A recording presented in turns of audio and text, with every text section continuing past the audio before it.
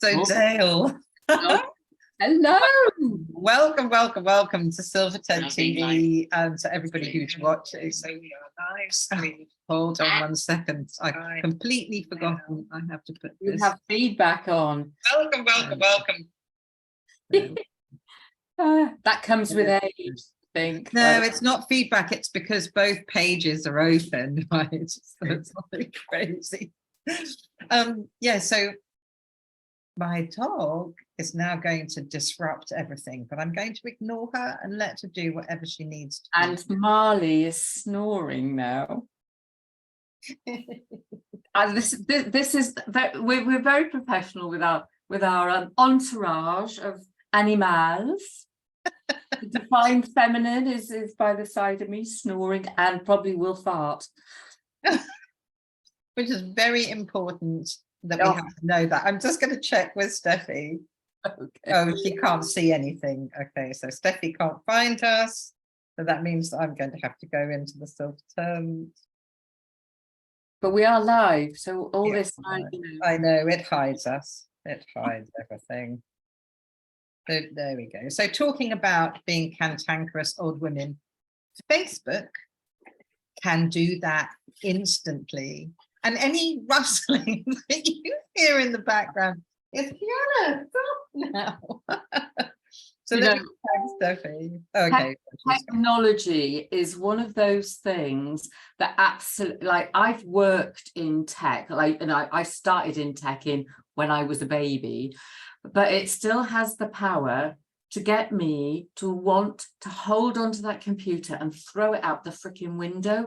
And it's like, if someone asks me to do like my own tech, I can kind of go, I'll just do this and press that, and you know, and I feel quite comfortable. Someone else comes and asks me, like my mum. I mean, because it's only my mum's computer that I look after. Oh my god. Then I'm a cantankerous old woman. I literally cannot bear it. It's like, I don't know why. It drives me at the bloody wall. But we need it. So we have no choice. We have to be, you know, embrace the technology. I mean, I do love it, but yeah, it drives me insane. Well, you know, when we started, it was so funny for those of you who are watching this live, and actually for those of you who are watching the recording. We started off, this all came about by a Zoom call that Dale and I had a few weeks ago, where we talked about being cantankerous old women. And I think you coined the phrase, Dale, and we were in stitches. And Dale, you had me really almost wetting myself with laughter. But today, neither of us have been feeling cantankerous just until Facebook started to mess around, though. And you know, I've been thinking about it and thinking, well, why do I feel different now? Why would I consider myself cantankerous now? Whereas did I think of myself as cantankerous before? And I think most people that know me well would say that I can easily, like, I've got red hair and I've got Russian parentage. Like, nobody should ever expect me to stay serene, right? That's hilarious. And that happened. But I realized that I used to be really passive aggressive, and I didn't even know that until I learned the term. I know there was such a thing of passive aggressive. And, you know, quite early on in the Silverton, there were a few very direct women. I think you're a very direct woman, aren't you, Dale? I am, when I feel motivated to do so. What I tend to do on social media, I'm probably more direct to someone's face, but also very diplomatic. But on social media, because it can be a bit like a cesspit, I will sometimes write things and then go, actually, I don't want to get involved in this. I'm going to walk away. And I can remember, I think it must have been an osteoporosis group. So we're going back like 2018, 2019. There was some bloke in there and he was bullying women. And I was furious. I was cantankerous. I was furious and cantankerous. So I told him what I thought. I told him he was a bully. I told him, I can't remember, it was quite a while ago. I told him exactly what I thought. And oh my God, did I get attacked? And I came back at him and came back at him. And I thought, you're not bloody getting away. You're not getting away with this. And luckily, some people came in to also support me. So I think, yes, I am direct. And I think that when I feel strongly about something, I'll say something. But I think social media has become a bit of a cesspit.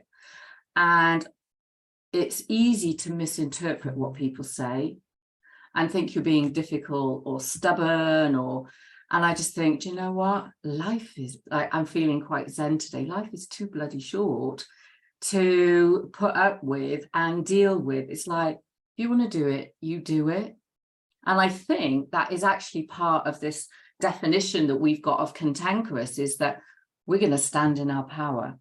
And we'll make that choice when we want to step, I'm going to call it a fray, when we step into the fray. So yeah, coming back to your thing, yes, I can be direct.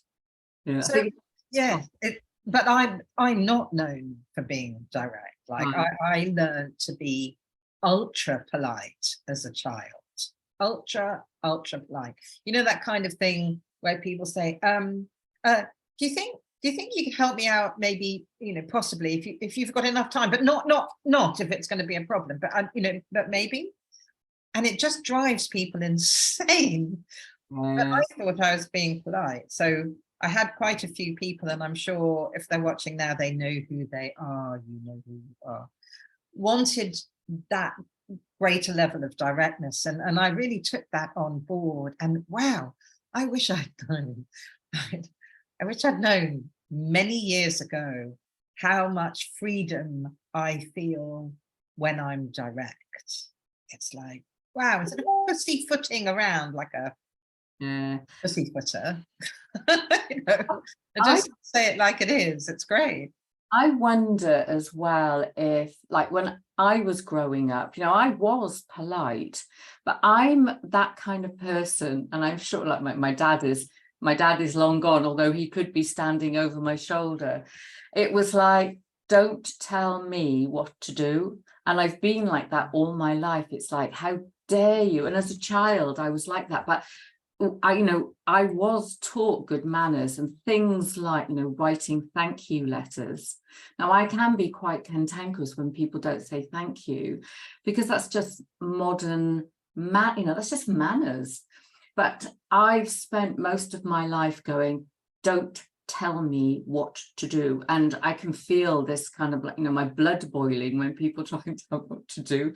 And I don't know if it's, you know, being a Sagittarius, being born to the parents I've been born to, I have absolutely no idea.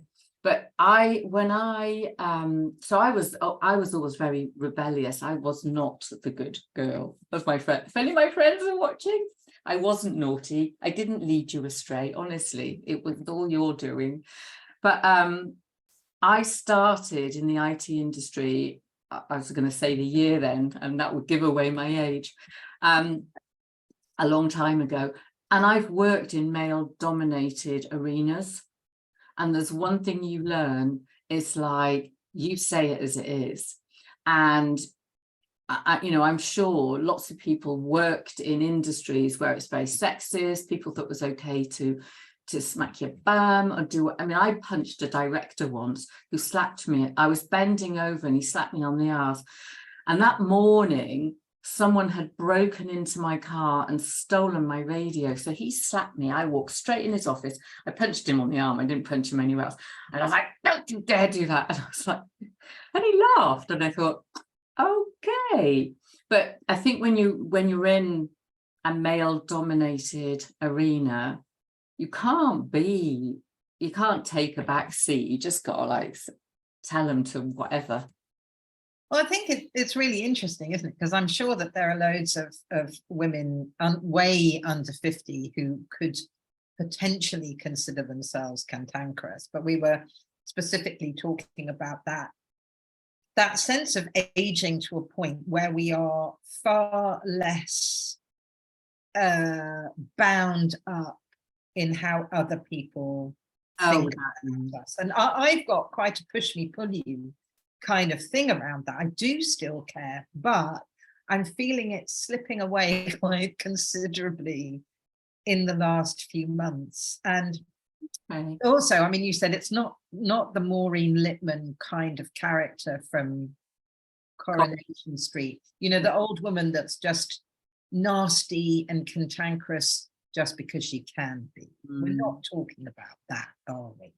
No, this is more about you know, we've kind of weathered the storms of life, and you know, all these little wrinkles, she says, all these little wrinkles, you know, they all tell a story, and it is about all of that experience that's brought us to this point where we want to, you know, stand in our power. We have stronger boundaries. We will not be pushed, you know, against our values. That I think it's about this. We appreciate who we are and how we got here, and it is being kind of. For me, it's always like that. Stand in your power, and when I say that, I always get a picture of Wonder Woman. But I won't be wearing the Wonder Woman outfit with my body like it is now. But that, you know, you saying about caring what people think and caring about stuff. It's really interesting because I also crossed a barrier at some point where I thought, actually, this is what I look like. Oh, excuse me, I have to end this call. I'm standing in my power, and it's like I will not be disturbed. I got to a point where I think when my spine fractured, my body changed considerably. I know this is not about being cantankerous, but maybe in a way it is that everything changed. My back hunched over, my stomach was under my breast.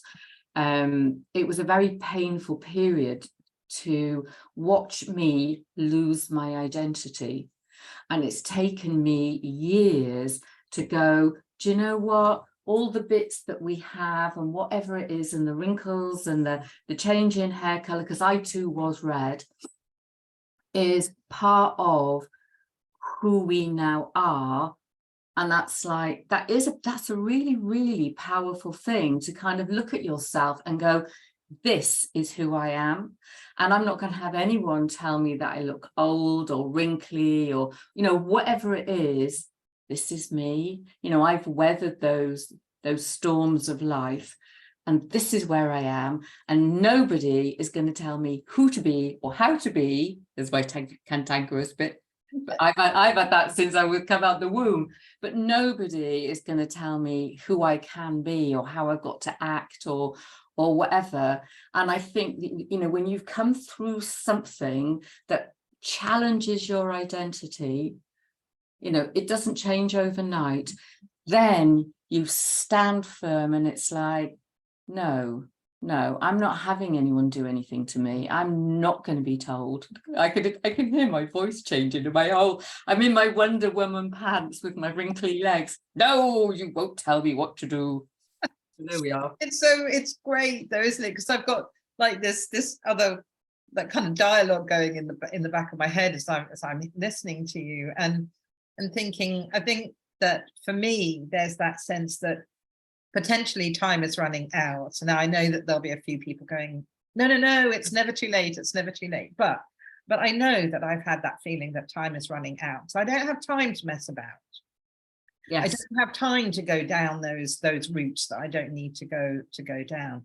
But also, I think by the time we've got to this age and we've come out the other side of that extraordinary menopause journey, we know what's important to us. And yes. I think that for me is where I'm at. But I was remembering when you were saying that about being cantankerous a moment ago, when I was driving from Wales down to Devon, where I am now, and there were some roadworks, and I was in the middle lane, and the outside lane was narrowing right down. And this idiot, that idiot, he was going to overtake me in the outside lane just as the bollards things came down, right? So I had to put my brakes on quite severely so that he could not hit me. And I just went, "You're a twat," right? Like, and I was doing this through the windscreen. He was right in front of me, and I was going like that. Anyway, finally, when the road widened up and he pulled over so that I could overtake him, he just went like that and sorry. And I thought, oh, okay. Wow. But I was really enjoying it because he was an idiot to do that. But people do it all the time. I can't say that it's a man thing because I haven't got any evidence or statistics that say it's a man thing, but it is incredibly infuriating. You know, as you were saying that, I used to ride. I can't ride a motorbike anymore, obviously, because I've had a fractured spine. But I used to ride a motorbike. I used to have a Ducati 600 that been tuned up. And I loved it.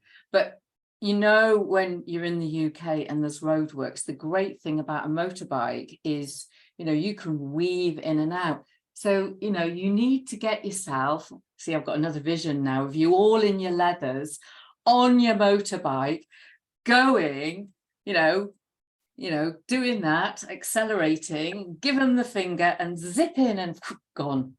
Anyway. We digress. But I love it. I often fantasize about being in black leathers and having a Harley Davidson. Oh no, don't do that. I've never been on my own ever, right? But I think, you know, I think what prompted me to want to have this conversation to Silvertent TV was the joy that we seem to get out of sharing our cantankerous stories and that freedom to just say it, like it is. Like we're saying, not the Maureen Lipman kind of, I'm saying it because I can and I'm going to say it to everybody and chop everybody off at the knees and make everyone feel bad about themselves. Not at all. But to tell people when they're being a complete idiot, although actually, if it hadn't been inside a bubble of a car, I probably wouldn't have said that. If he'd been walking past me, I'm not sure I would have said those things. I was in the safety and privacy of my car. No, I clearly saw my face. I think actually it's you talked about passive aggressive earlier. I actually think it's about being assertive. I used to have, you know, part of the cantankerous old woman thing is I used to say to people, when I'm older, I'm going to be a cantankerous old woman. I'm going to do whatever I want. There's a theme here. Don't tell me what to do. I'm always going to do what I want.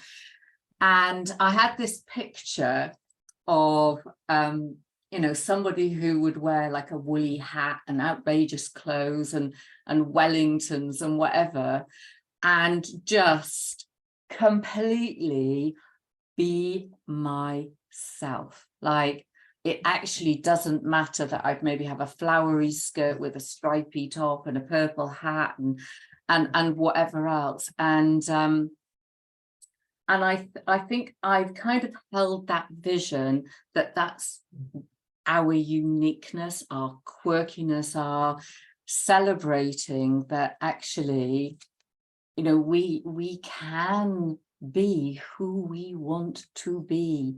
Yes. And I know for a lot of women, actually, that's probably not true, that they're probably still being suppressed by someone or something or whatever it is.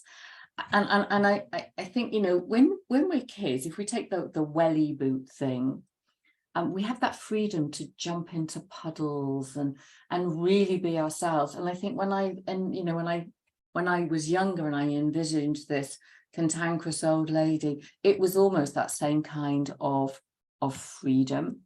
And I just wonder, I know you did a lovely exercise once where we stepped into our muse to do some writing, and I wonder if we could invite our audience, well, not do a meditation now, but to step into and embody that cantankerous old woman, but bring into it all those aspects. So it might be like pink hair. She might wear, like a leopard print dress, have high, not this is going to sound hideous, isn't it? Pink hair, leopard print dress and red shoes. But, you wear them wear whatever in your own way, but actually step into and embody that person.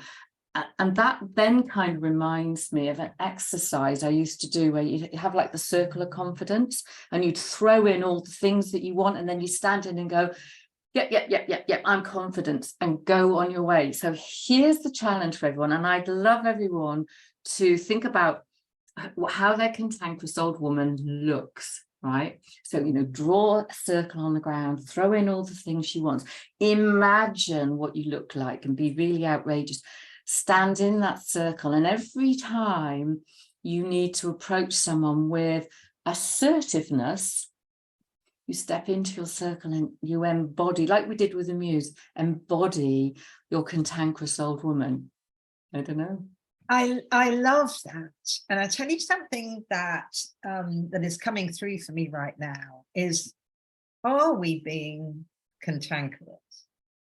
Is that actually, I think there are times when I'm definitely cantankerous, but I think there are times when I'm just being direct, that I might be called cantankerous or stubborn. I'm often called stubborn, and fair enough, I can be very stubborn. I can be incredibly flexible, but I can be really stubborn. And then I'm also sometimes called intense when I think I'm being passionate and excited. And I wonder how often the older woman who's just being themselves, being direct and being very clear about their lives, becomes labeled cantankerous, when actually it's not remotely accurate. And I also, so that's, just thought I'd hand that over to you, Dale, see what you think of that. Right, okay. Well, I was just listening to Marley snoring even more loudly while you said that. It's interesting because what struck me then is about language, because, are we intense or are we passionate? Are we vibrant and bold, or are we something else? And we're all everyone has an appetite for certain kinds of people. So some people will love us and some people will hate us, and it doesn't matter what we do, they think we're a pain in the ass. So my reflection on that is it's interesting language that people use, and it might be that those people that use that different kind of language, perhaps we grate on them. Well, I'll tell you something else has popped up now. So it's really, really fascinating. I love where these conversations go. Is I remember seeing some adverts on TV years ago that were primarily the man, the sexy woman, usually selling cars or something. And the woman was often incredibly opinionated, very rude to the man, wanted her own way, and he fell in love with her. Now, if you then take that behavior and put it onto a woman over 50, over 60, over 70, not going to have the same result. But I'm sure that could be labeled cantankerous. But if she's tall and willowy and got amazing legs and is in her 20s, I bet she's not called cantankerous. I bet she isn't. She'll be, isn't she wonderful, will be, the kind of label she'd get. She's called arm candy. So now you've just triggered another memory. I remember going to see Mamma Mia in London and then going to a very lovely exclusive restaurant by Harrods. And there was lots of arm candy. And it's true, that I'm sure that someone who looks, maybe it's not true, but looks a certain way can get away with a lot more. I've never heard a younger woman, I've not heard a younger woman be labeled cantankerous. It seems to be older women that become that are cantankerous. Yeah. But yes, I think that's a rather interesting exploration, and I'm wondering what people watching are thinking about that. So that's about stereotyping people, isn't it? So, if we come back to your intense and passionate, not only is it language, but we are being stereotyped. If you think about it as well, that the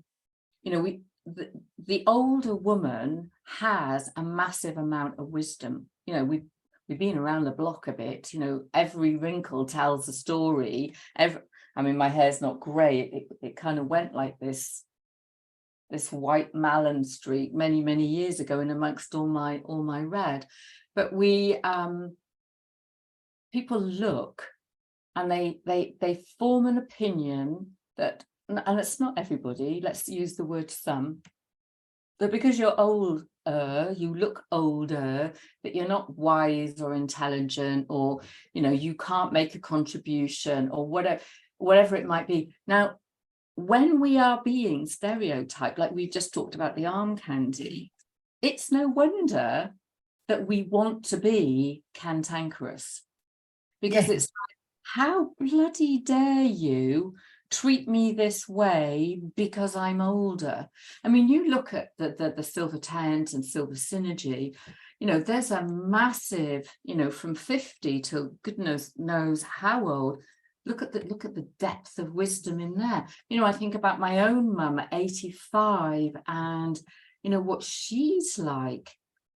And we are all, I think it's about stereotyping people, and we need to get rid of that. So we're not cantankerous old women. We're actually, and I don't like the word crone, but we're wise. We are very wise women. We've got kind of, a shed load of stuff that we can bring with us. And just because we're not prepared to put up with shit doesn't make us awkward or difficult, or, whatever that stereotype is. And I think, although we started this conversation, with the woman with the woolly hat, the Maureen Lipton, actually, it's about changing that perception of who we are. We've got a message from Mary Lunnan, who's watching live, and she says, "I agree about language, Dale, and my cantankerous old woman looks just like me." Love you, Mary. And you don't look like a cantankerous old woman to me. Very lovely, and every time I've met her, very serene and zen and kind of like in the moment, and also very wise. Yeah, absolutely. But this is it's so interesting to come from that perspective of, well, let's have a laugh and call ourselves two cantankerous old women. And yet actually what we're exploring is who we really are. And, and I think we're throwing out a kind of invitation to any woman over 50, 60 and beyond who doesn't feel that they're being who they really are. Yeah, I think so. To play with this, because, oh my God, when you tell somebody like, no, I'm not going to be treated like that. I only discovered I had boundaries. I didn't know what they were. Somewhere mid-40s. And I don't think I started to really actually say out loud, or necessarily even to myself, that's not okay with me anymore. When people step over that boundary, actually, I'm going to have to say something.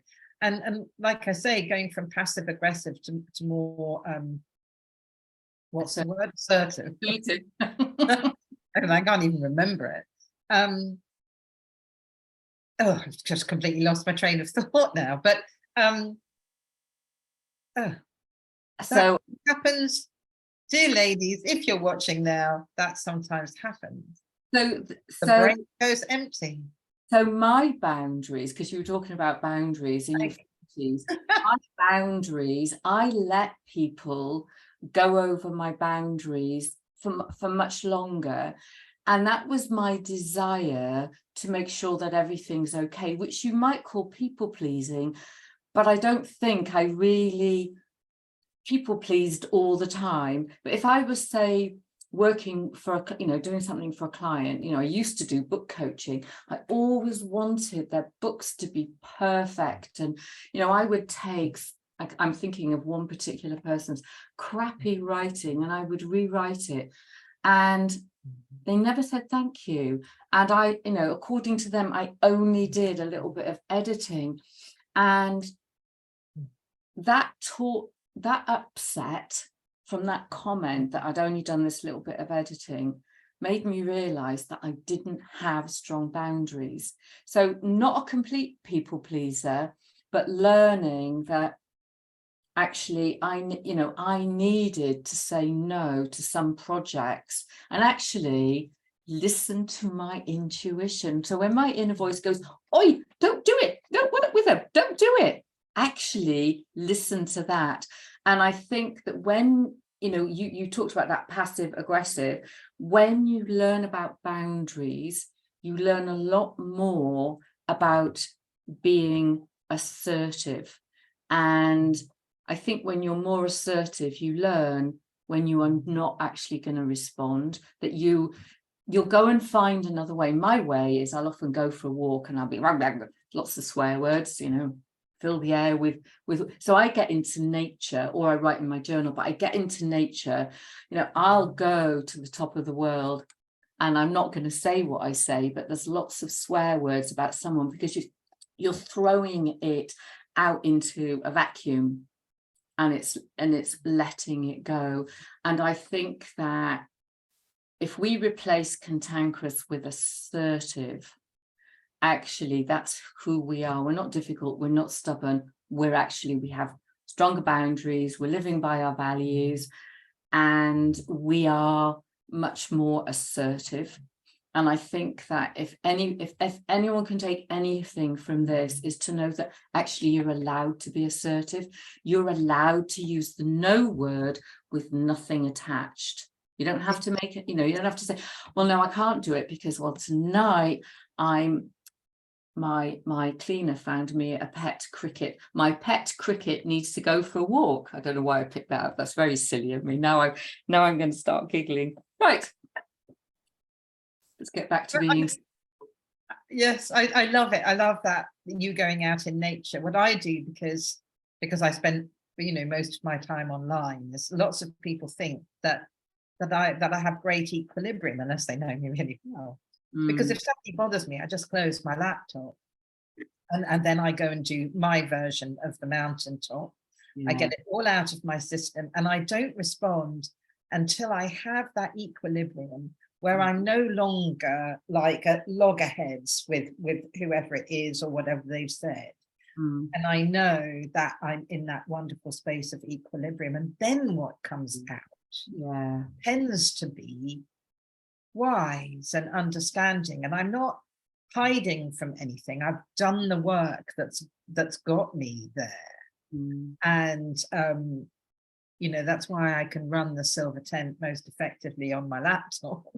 Like if it was always in person, then I would have a lot more inner work to do on myself to keep that space of equilibrium. See, now that, oh, sorry, no. Yeah, I was just going to say there's another message from Mary saying, believe me, I have my moments, just ask my husband. Although there is another story of power and stereotyping there too. That's interesting. Oh, and then I've lost my train of thought about so what was I going to say now? You must be able to read my mind and tell me what I was going to say. I have no idea. So I've been to the top of the mountain. I've let things go. We've said that it's okay to the in-person thing. So what is interesting about the ability to work from home or do things from home and not do things in person is that when you're in an in-person environment, you have to manage your energy and what you want to say a lot more.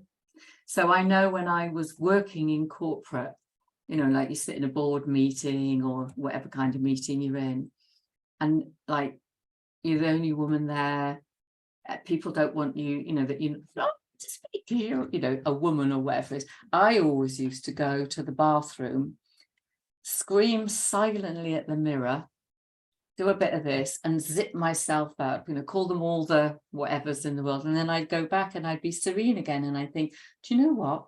you can say and do what you like, because when I leave this meeting, here it comes again, I'm going to do exactly what I want to do. So I think if we can learn, like you said, that lovely equilibrium. You know, I walk my dogs 4 or 5 times a day, not hugely far.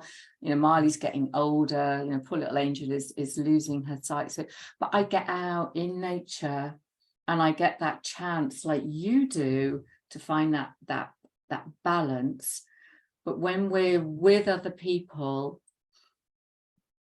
it's just remembering to breathe, and you know, often before I go out, I'll zip up my energy, and I think nobody. But if someone naffs me off, I'm gonna tell them in a assertive way. I am, because I think that's important to, if someone is trying to tell you what you should be doing, you say, no, this is what I have decided, and this is what I'm going to do. No, this is what I'm going to do. No, this is what I'm going to do, until they actually shut up and you know, kind of but you can feel it in your body.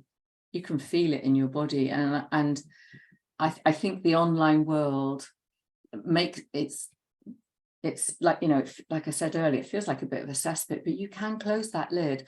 I often sit here and I think, oh, sod a lot of you, I can't think anymore.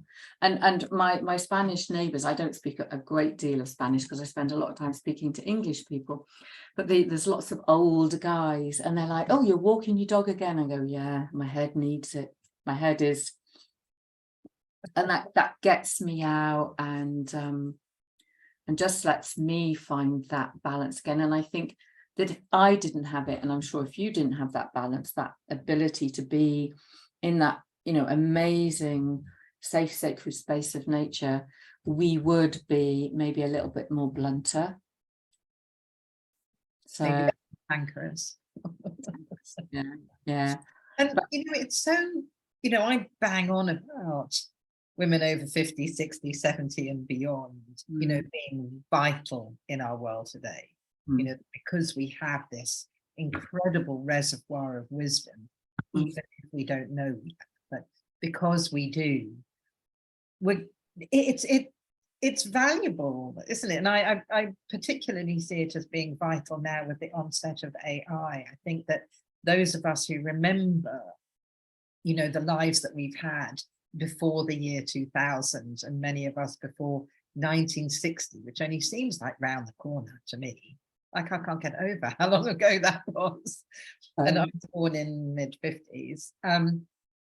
Is if we can't step up into that place of assertiveness, where we can say, this is what I believe, this is what I choose to do, this is who I am, then we can't as easily share our wisdom with the world where it's needed. And that doesn't mean that we have to be on a big stage, but I think it's vital that we learn that skill as older women, and maybe being cantankerous is the pathway to really owning it, and not even needing to get even slightly peed off with others. So what comes to mind then for me is the word courage. And I often feel invisible. And, you know, I have, like you, a depth of wisdom. You know, when I think about like all the courses I've been on, all the things I've done, you know, how I've healed my body naturally, you know, and all the books I read to do that, and all the working out that I did, and still feeling completely invisible. And I recently made a choice. So, you know, I stopped book coaching probably about 18 months ago. Can't bear it, can't do it anymore. But I've been sat in what I'm going to call not a midlife crisis, but a midlife chaos, where I've thought, you know, who am I? What's my direction? What am I supposed to do?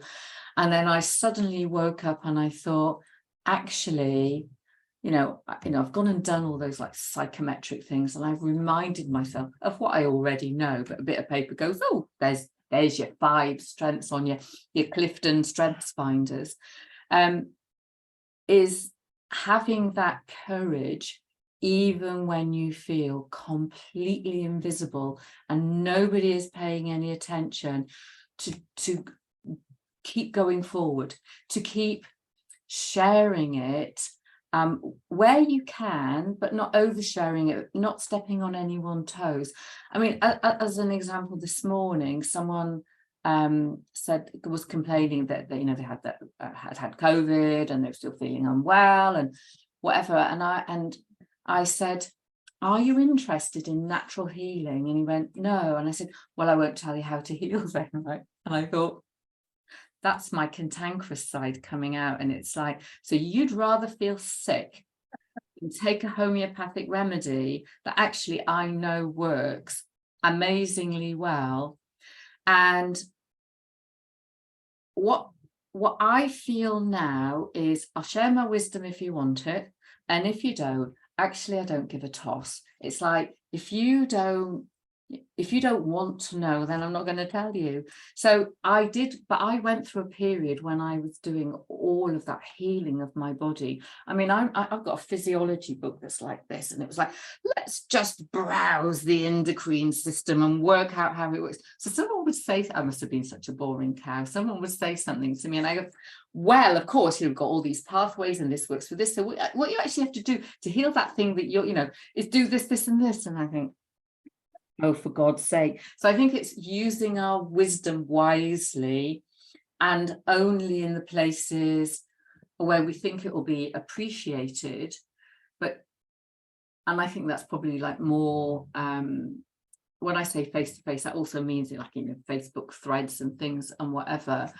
So, you know, use that wisely, but have that courage to keep going forward, even though you feel invisible. Because I hate it, you know, like you make a post and nobody likes it, and you think, well, that was a good bit of stuff that I've shared there. Why do you know? And I you know, like the thank you letters when you're younger, you know, I like to, you know, it doesn't always work out because sometimes I'm incredibly tired, but I want to respond to people and let them know that they're seen, valued and heard. But I don't think everybody does that. And I think I do that because I hate being, you know, that's like that ignored, invisible, when I have so much. If you put me on the stage, I'm sure I've got lots more to say, but I know a lot, like you know a lot, like lots of women in the silver tent and silver synergy, we know a lot of stuff. We've been around the block. I remember I couldn't go to something one Monday morning because I had to have a cap, and Tamara said, don't forget to take your arnica. And I'm like, my arnica, yes, I must go and get it and take it. And I couldn't bloody find it, and then I found it, and it's like, what a lovely bit of wisdom. But she obviously feels strong enough and powerful enough, I don't know if they're the right words, but she just offers up her wisdom, and it's like, that's fantastic, you know. But lots of us are, we might say to someone, oh, have you tried arnica, or have you tried this, or what about journaling this? And they're just ignored. And I think that brings out that, and I'm going to use the cantankerous word, the C word, where you think, you know, why aren't you listening to me? I'm clever, you know. But and I would hope that, because we've been through so much and we have wisdom, that doesn't matter about anyone else, they can ignore us all they like, although it feels quite horrible, I have to admit, that we actually are a lot more compassionate. So there's another C word, you know, that we have the courage to just keep showing up. We have the courage to share our wisdom, even though we might be ignored.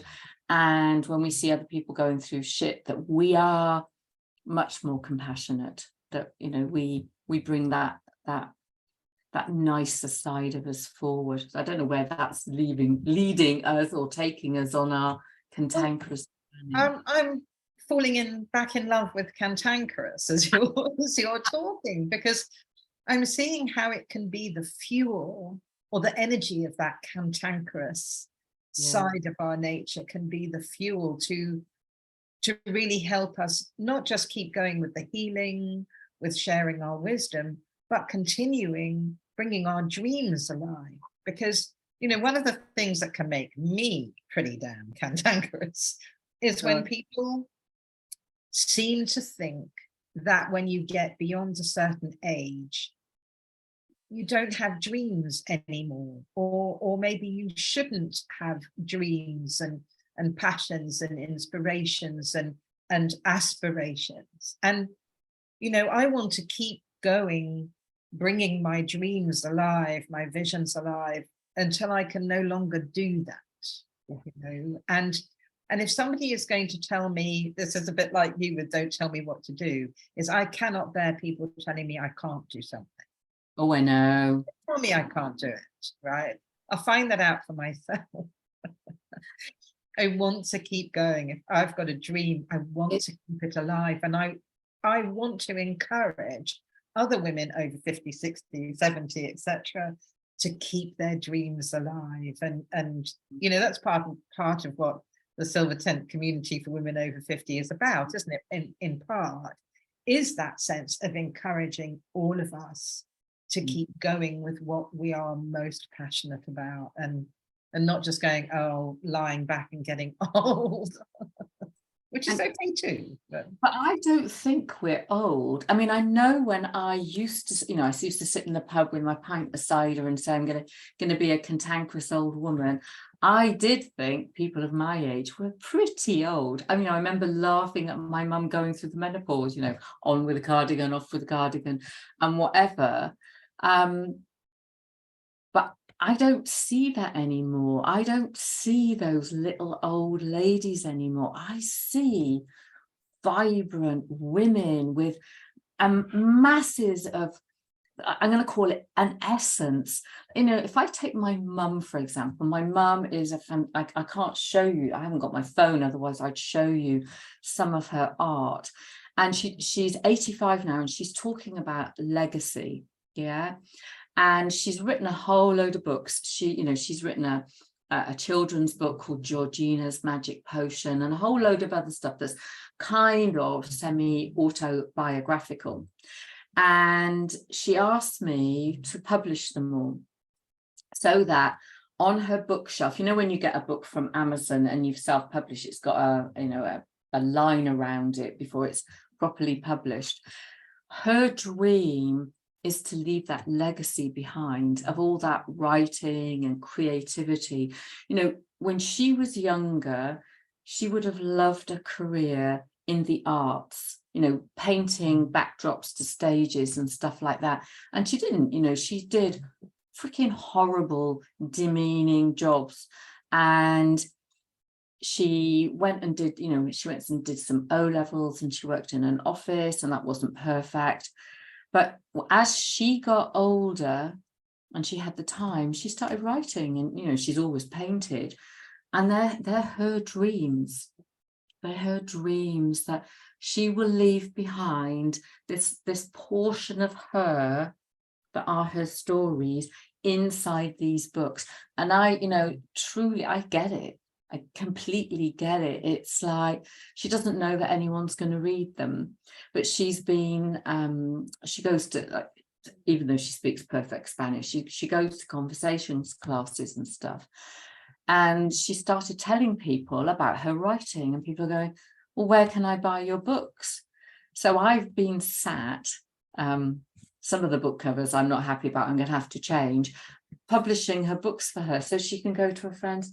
Voila, my books are here. And that's a woman of 85. And so we all have to hold on to those dreams. You know, I've had the same thing. I started writing, I've never published a novel. I've done loads of journals, and, you know, because I like writing, but I wanted to write a novel years ago, and somebody dissed me.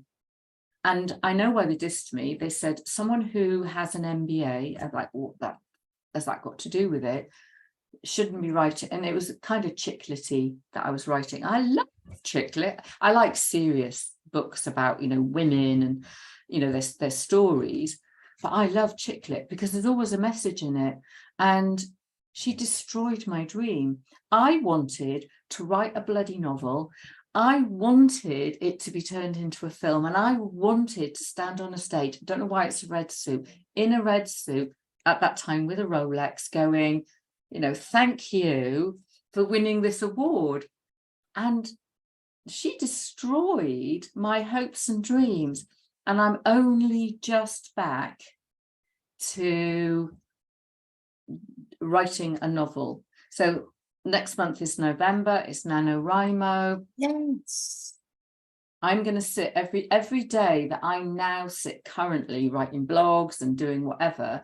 I've been putting like masses of stuff in one of my folders, going, right, I write a blog on this, it'll be dead quick. I can get, so I can, you know, I'll cut it down to one blog a week, and, you know, I'll do like one post to social media a day, or maybe every couple of days, but I will get up every day and I'm going to write that bloody novel, you know. And it's a fun idea. I don't know if it's chick lit, but it's, you know, it's fun. It's fun. I want to go and slap that person who knocked you down, because that's what really makes me cantankerous more than anything, is when somebody tries to shoot someone's dream down. How dare they? Yeah. You know, how very dare they? And you know, if people didn't dream, we wouldn't have airplanes, and you know, and that might be a bad thing, but you know, if you want to travel, if people didn't have dreams and follow them through, there would be so much we didn't have in this world. We might not even have chairs to sit on and beds to lie on, and you know, all of those things came from initially somebody's imagination. And you know, why do we think that we have the right to knock somebody else's dream off its perch? And you know, I think we have every right to be cantankerous when that happens. And if it helps us recommit to our dream and go, you know what, I don't care what you think about my dream. I just want to do it. Yeah.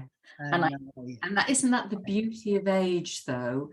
You know, if we talk about cantankerous being courageous, standing in our power, no one's going to tell us what to do, we're not being stubborn or awkward, we're damn well going to do what we want to do. You know, step into that vision of your cantankerous old woman, whether she's got, you know, like purple hair and wears hippie clothes or whatever it is, and walk away from our discussion going, I'm going to reconnect with my dream. I'm going to rekindle it. I'm going to, you know, set it on light, and I'm going to do it. And no one is going to tell me that I can't. So let's do that. Let's all commit to step. I'm going to have to get rid of the Wonder Woman outfit, and you in your black leather, which please don't take me there, because I've got you with, you know, like thigh length boots and a whip and goodness only knows what. But let's step into that vision of what, you know, a cantankerous, fabulous, over 50 woman looks like. And let's reignite those dreams and not let anybody tell us that we can't do it, because we damn well can.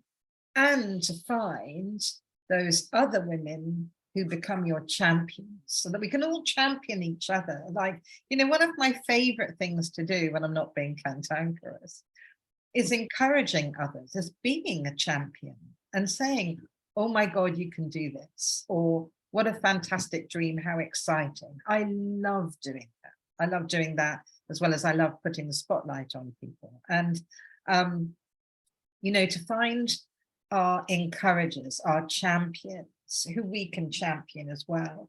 Like, I think that's the wonderful thing about being in groups of women, and particularly when we're wise women over a certain age, is that we've let go of that need to be top dog. You know, we don't have to be the big I am. We can give that to each other, can't we? We can weave our wisdom, we can be collaborative, we can be of service without feeling that we're diminished. And yeah, and I think, I am in Synergy, and I know when it was time to renew my membership, I've left a lot of Facebook groups because they felt I don't know about masculine energy, but they didn't feel safe and supportive. Whereas in Synergy, oh, do you know, I love the people in there, the energy. You know, you've built something quite amazing for us over 50 fabulous, sometimes cantankerous women. I mean, you have, and I'm sure that lots of people in Synergy, if not all of them, feel the same way. And it is a space for us to be who we damn well want to be. And, you know, it's great. It's over 50.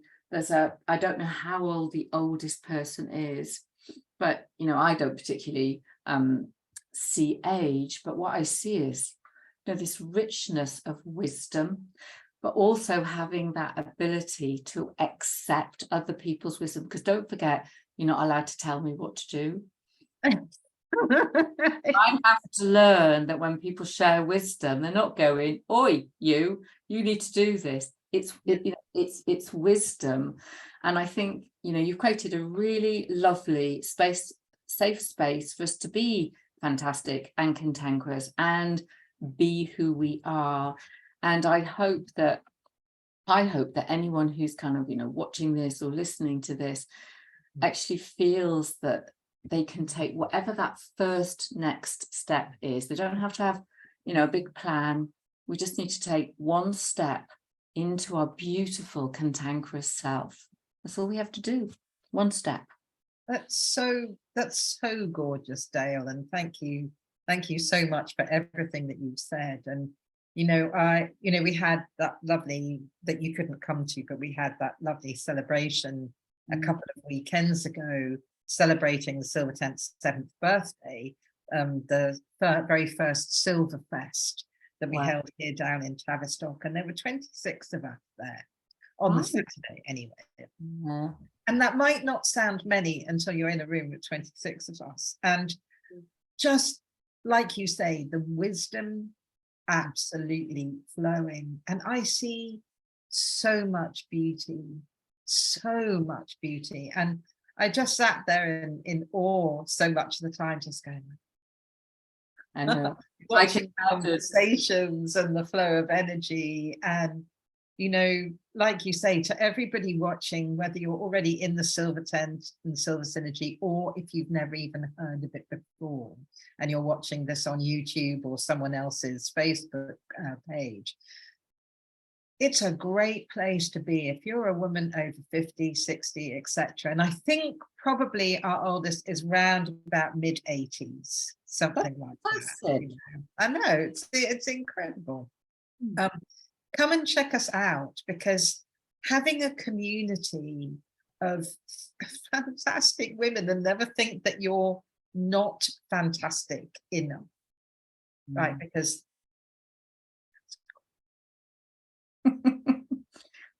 so we're fabulous, we're fantastic. We need courage, compassion, cantankerousness. We need to step into that vision of being a cantankerous old woman, and we need to rekindle our dreams or our heart's desires and take one step forward. There we go. I think that's... And find the women around you that will champion your dreams. Absolutely. Don't share them with anybody that thinks they're a crock, because they'll pull you down. Just find those people who will build you up. That's what we're about, isn't it? It is. Just to see whether there's any other messages from Steffi, but no. Okay. Well, is that what they go? It's a wrap, baby. So that means I've got to do this, because this is my thing. Oh, Dale, it's just been so much fun chatting with you. Absolutely brilliant. I'm going to see now whether I can turn it off from here on the Facebook Live. Stop live stream. Should we try that one? We'll start with that one. But thank you to everybody watching in the Silver Tent, the Facebook Live. There we go. And you're still recorded, which is fantastic. And I'm now going to stop the recording on YouTube. Thank you so much. Thank you.